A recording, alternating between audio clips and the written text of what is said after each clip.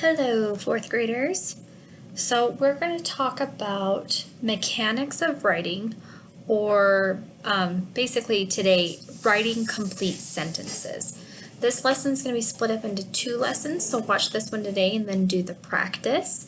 And then your second lesson will be listed that will complete everything and you'll have another practice. So let's move forward, writing complete sentences. We all want to be good writers. Everybody wants to be a good writer. It helps you get good grades, but also to be a good writer, you have to follow steps. And you don't want to be just a good writer to get good grades. Many of you want to be able to write so people understand what you're writing. So by following steps to make sure that your sentences make sense and there aren't any mistakes, you will become a strong writer, and your readers will love reading your writing. Maybe you want to write stories or letters or even just typing emails. You need to be a good writer so that people understand what you're writing. So there are things that you need to remember when you are writing and editing. And some of these things are, you need to always look for writing complete sentences, okay? You need to use subject-verb agreement. Now, I know some of these sound silly, or you haven't heard these words before. Don't worry, we will talk about them, okay? So write complete sentences, use subject-verb agreement, use noun-pronoun agreement. You're gonna always use commas correctly. That's a common problem. People are putting commas wherever they want, and commas are they have a very specific part in sentences that they go. You're going to use adjectives and adverbs correctly, and you're going to use quotation marks correctly. This was a big one in our DBQs. A lot of you aren't using your quotation marks where they need to be. And then you're also going to use singular possessives. And again, these are all words maybe you're not familiar with. That's okay. We're going to talk about them a little bit more in depth. You're also going to make sure that you're always spelling your words right, and that includes using the correct homophone. And we'll talk about what homophones are. So let's get into writing complete sentences. Every sentence should start with a capital letter. You all know this, but yet some of you don't do it still. You know it, but you still don't start your sentences with a capital letter. You need to fix that. Every sentence should be a complete thought that can stand alone, meaning that it doesn't just end. It doesn't just, see, that was an incomplete sentence. You need to have a complete thought. It needs to end with the correct punctuation, which is a period, a question mark, or an exclamation point. So let's look at this sentence. It was a beautiful day. It starts with a capital. It is a complete thought, and it doesn't need anything else in it to make sense. And it does end with punctuation. This is a complete, perfect sentence. So what are some complete sentences versus incomplete sentences? Well, here's some examples of incomplete sentences, meaning sentences that do not make sense and are not right, and yet people still use them in their writing. We need to fix that. He likes. Well, what does he like? We don't know. The reader has no idea. The day is.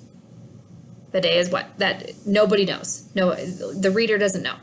She fell down and hurt. What? What did she hurt? We don't know because it's an incomplete thought. It's an incomplete sentence.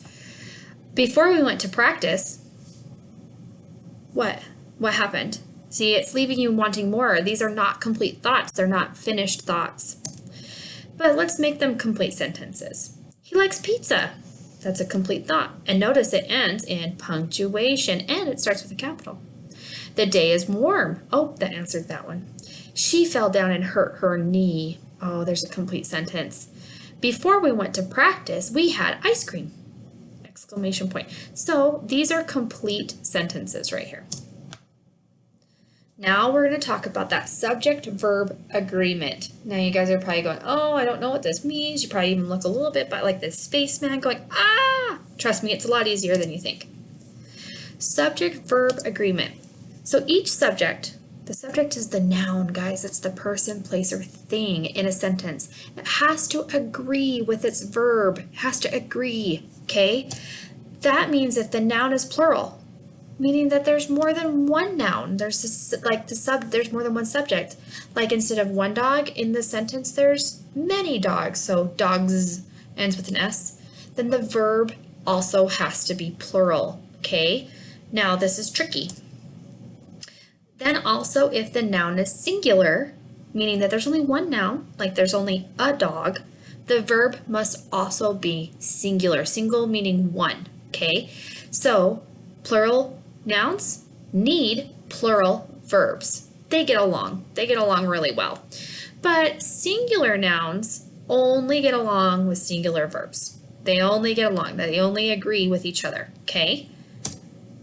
Plural and singular do not agree. So they cannot be in the same sentence together. You cannot have dogs have a plural noun and have a singular verb.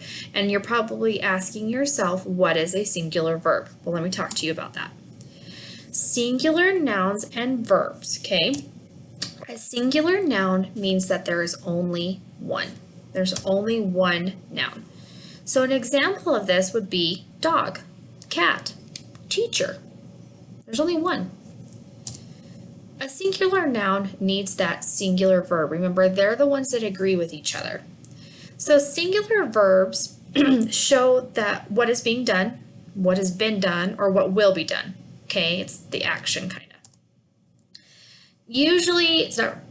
Usually, you only need to make an S at the end of a verb to make it singular. Which that's what's silly is because on a noun that's plural, meaning there's more than one, you add an S. However, when you're making a verb plural, you need to take the S off. So if you're making a singular verb, you add an S. So this is the opposite of what you do for a noun. So if the noun is singular, the verb is going to have an S.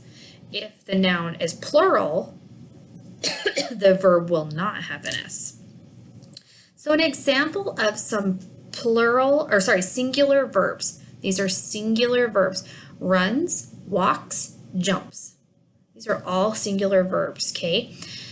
These are going to go with your singular noun, meaning dog, teacher, cat. So if the noun doesn't have an S, the verb needs an S. Okay? So let's look at this sentence. Mary bakes cookies. Well, what's the noun? There's only one. Her name is Mary. She's our subject. Okay? And she's only her. It's not more than one person. It's only one person. That means that the noun is singular. There's only one. That means that the verb needs to have an S. The singular verb has an S at the end, right there, bakes. Mary bakes cookies. So what about plural nouns and verbs? We've talked about singular. So we know if a noun isn't plural, meaning that there's only one, the verb needs an S. Well, a plural noun means that there are more than one noun. An example of this is dogs, Alex and Terry, two people right there. Dinosaurs. Those are plural nouns. Now, a plural noun needs a plural verb. Okay? Well, plural verbs show, again, what is being done, what has been done, or what will be done. That's what a verb does. But we need a plural one. Well, plural verbs do not have an S at the end of them. Okay? So the plural noun will, but the plural verb will not. This is the opposite of what you do to make a noun plural. So an example of a plural verb, run, walk, jump. Notice there's not an S at the end. So Mary and Dave bake cookies. That's the sentence we have. Okay, well, it looks like we have plural nouns because we have more than one noun. We have two people now. We have Mary and Dave. Okay, now our verb is what they're doing, and it looks like they're making cookies or baking cookies, and the plural verbs do not have an S. So look at that. Mary and Dave bake cookies. You would not say Mary and Dave bakes cookies. Do you see the difference there? And you wouldn't say in the sentence before her, you wouldn't say Mary bake cookies. Okay, so plural nouns need, you take the S off of it. Okay? So now let's talk about our noun-pronoun agreement. A noun-pronoun agreement. This, again, these are just really weird words, but they're natural things that you'll start doing once you become a better writer. So each pronoun must match the noun it is replacing. Okay? A pronoun has to match the noun. Well, we already know what a noun is, right? It's a person, place, or thing. So pronouns are words that function on their own and refer to the nouns. Okay? So they are the subject. Okay? That's what a pronoun is. The pronoun is a subject in a sentence, and it kind of replaces the noun but is still a noun. So here's some examples of what a pronoun means. He. So if I were to say Kevin, Kevin is a noun. But the pronoun for Kevin is he or his. Those are pronouns. So here's some examples. He, she, it, us, we, her, and his. Subject pronouns. Let's talk about these. Because there are pronouns, like these are all pronouns, but now we're going to break the pronouns down into smaller groups. Each pronoun must match the noun it's replacing. So first, to take the place of the noun, sorry, I just kind of basically said that again. A subject pronoun are words like I, you, he, she, it, we, and they. So, Trudy loved to read. She was reading Harry Potter. So these are two sentences, okay? Well, the subject of these two sentences is Trudy. She is the noun. What's our pronoun? Well, our pronoun is the matching pronoun. Okay, it has to match. So it's she. It wouldn't say Trudy loved to read.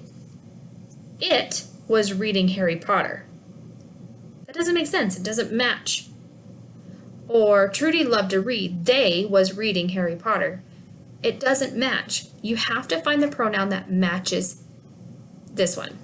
You wouldn't say her was reading Harry Potter. You say she was reading Harry Potter. But now there's object pronouns, okay? Each pronoun must match the noun it's replacing again. Remember that. So these take the place of the noun are the object of the sentence, okay? So object pronouns are like me, you, him, her, it, us, and them. So let's look at this sentence. Keisha and I were playing cards. Do you want to play with us? Well, the subject is Keisha and I. They're the nouns, okay? But now we have to find the object pronoun, meaning since there's two of us, what pronoun can function as Keisha and I? Because I could say, do you want to play with Keisha and I? But let's shorten it. Good writers they work smarter, not harder. They don't want to type all these things or write all these things. So you wouldn't say, do you want to play with her? Because you're part of it too. Or you wouldn't want to say, do you want to play with him? You wouldn't put that there. But us. Us means her and I. Okay, so that's what the pronoun is. That's what I mean when I say it has to match the noun it's replacing. You have to use the correct pronoun. But what's a possessive pronoun? Well, here's some examples. My, mine, yours, your, his, hers, its, ours, theirs, and theirs. When you possess something, you have it or it belongs to you. That's what possess means. So a pronoun here, a possessive pronoun, refers to the noun's belonging. Okay, it belongs to the noun of the sentence. So here's the sentence. We need to put on our shoes. Okay, well, we is our subject. That means there's more than one of us, right? We're the nouns, we're people. And we need to put on our shoes. This is possessive because it's ours. It belongs to us. It's ours. You wouldn't put, we need to put on your shoes. because we aren't putting your shoes on, we're putting our shoes on. So you want to make sure that you are putting the correct possessive pronoun here. A reflexive pronoun. These ones are kind of funny. So here's some examples. Myself, yourself, herself, ourself. I always remember as reflexive pronouns as any pronoun that has the word self in it. Any pronoun that has the word self. It refers to a self, okay? This is when the subject of the sentence is also the object of the sentence. So here's what I mean by that. I believe in myself, okay? I'm the subject, and myself is the correct replacement for I. I wouldn't say I believe in herself. You wouldn't say I believe in himself. You're going to believe in myself. So you're going to make sure that you're using the correct pronouns here. Now moving on, we're going to talk about commas and using commas correctly. Commas are important. You need to follow comma rules so sentences don't blend together. And there are certain rules that you have to follow because you can't just put commas anywhere. So here are some common rules. When you're listing items in a sentence, you need to put a comma after each item. So when you're making lists in a sentence. So here's a sentence I'm talking about. We had pancakes, bacon, and eggs for breakfast. Well, the items are the foods, and our comma comes after the first item. Comma comes after the second item. Okay, do you see that? Now, some more comma rules is when you write a date on there. So you're going to write a comma after each day of the week. You're going to write a comma between the day and the year. So here's a date. Today is Monday, June 8th, 2020. I have a comma after the day of the week, which is Monday. I have a comma between the year and the day, because those are numbers, and if you put the numbers too close together, it can be confusing as a reader. And I think that's actually, okay. We also have addresses. There are commas in addresses. So you use a comma to separate the street, city, and state. And notice right here, you also use commas when listing items. Remember, that's our first rule. So here's an address, 2500 Corporate Drive, West Valley, Utah. I used a comma to separate the street name and city. That's one of the rules. Good job. I also used a comma between the city and the state. So those are the first rules we're talking about, okay? Now I want you to go and complete your slides, okay? They are going to be under your practice. You're going to be following some of these rules and doing a lot of dragging and dropping. So please ask a teacher. Reach out if you're not on campus, please reach out to one of us if you have questions. If you're on campus, please ask a teacher to help